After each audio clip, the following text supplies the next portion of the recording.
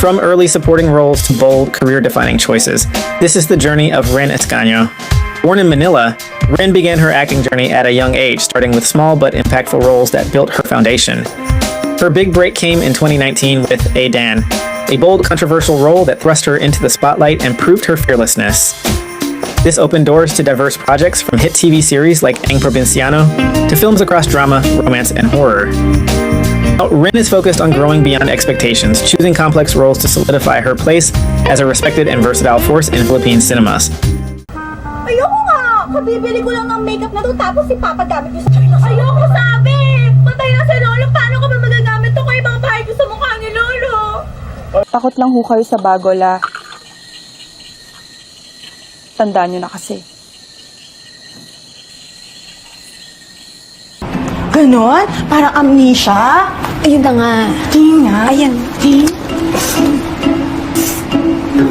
Uy, kilala ko yan! Kilala ko yan! Hindi makita ngalan yan!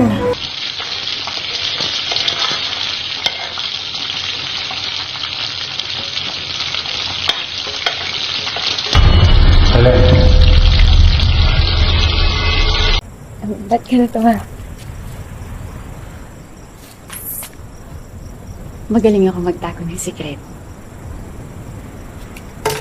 Kaya mo ako gustong kausapin dahil dyan, no? Alam mo namang special to, diba? Magkakapatid eh. Guardian angel ko to. Pinagsamantalahan lang siya. Siguro, Ano? siguro dati may sinasamahan ka dito, no? Belle? Look ko. May ginawang song si Mira. Excited na ako. Ikaw na talagang best sister in the world. Good news po! Makakalipat na tayo ng bahay. Malaki kasi yung napagbentahan namin ni Natasha ng mga lahas niya. Song Ana Karenina. Well, actually... Wait lang, girl. Hindi kita maintindihan eh. Hindi ko talaga maintindihan. Wait, I'll come over na lang, okay? Antayin mo ako ah. Ano nangyari? Wala. Nadadala lang ako sa binabasa ko. You don't have to feel that way, be. I know. Lucci deserves it. Alam mo kung ako yun? Pa akong may kalawang yung ilalagay ko dun, no? Eh, hindi naman kasi ako cool girl eh. Kaya hindi ako napapansin dito. Sorry hindi ko kasi alam tayo si Tito Jun eh. As usual, clueless ako. Hindi na ako babalik sa lik. Kakasalan kita, Aislinn.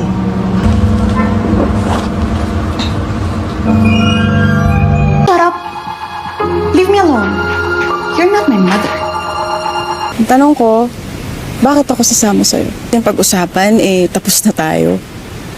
Tsaka teka nga, why are you even controlling me? Wala nang tayo. Look, I'm not trying to control you. I still care about you. Based po sa treatment niya sa akin, I don't think na nagigilty siya. Apa, kung may galit ako kay Hana, dapat po noon ko pa po siya ni-report sa inyo. Pero hindi ko po It's a sign, Ali. Di naman in love ka. Alam ko, ang role ni Flavia, ang leading lady of this generation, ay ginawa para sa akin. Ano kung ituro ko kayong dalawa na may kinalaman sa pagkamatay ni Edward? Okay, Jay. Hiningi ko na yung kamay niya. mahal na mahal din kita na eh. Business to. Tita, syempre naman. I have to go now. Oh, looks familiar to me. Oo nga, ang hirap.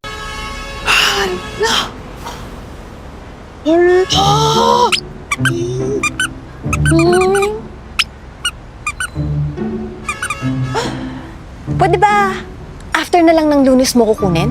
Kasi may presentation pa ako, importante yun eh. Tsaka, gusto ko kasing makipagbati muna kay Dali bago mo ko dalhin sa langit.